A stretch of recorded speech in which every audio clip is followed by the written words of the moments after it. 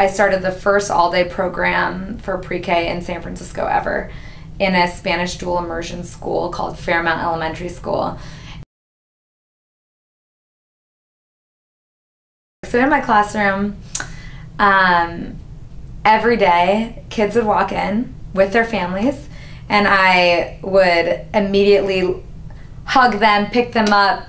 We would be dancing together. We'd be acting like animals. I'd just be like, where are they at right now? Sometimes they'd be crying. They'd be peeing on the floor. Like, kids come in all different spaces.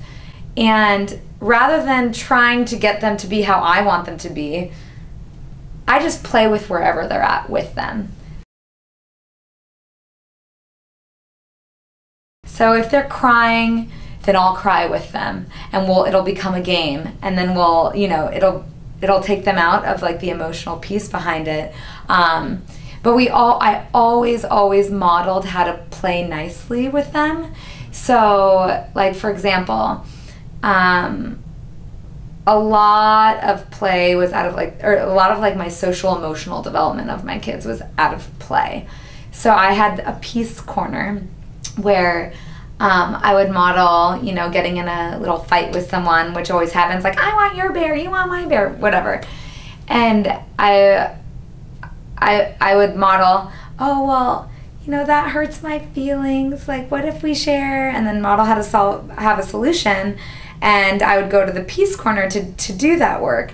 And so after a while, all the kids in my class, whenever they got in conflict, which happens all the time in a preschool classroom, with their friends, they would go to the peace corner, they would work it out with puppets and play out their scene, and come running to me and say, Miss Ilana, we have a solution. And so it was like, when you make issues that you really want to teach them, like social emotional issues, sort of a game, and you bring play into it, it's developmentally appropriate for them so that they can understand it in a way that's meaningful for them, and it really shifts, it really has them grow. For me, play means social emotional connection, or something where there is human interaction and people are learning from each other, co-constructing knowledge with each other, as opposed to top-down, I have knowledge, I'm inputting it into your mind. And I think that when I went into the pre-K classroom, I mean, you can't avoid play because that's how kids function, it's who kids are.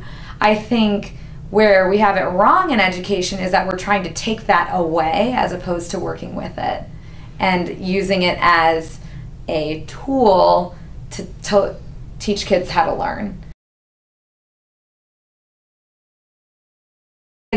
My kids would run to the dramatic play area and be a fireman and act out as like I'm the mommy and baby, and improvisation for kids is so natural.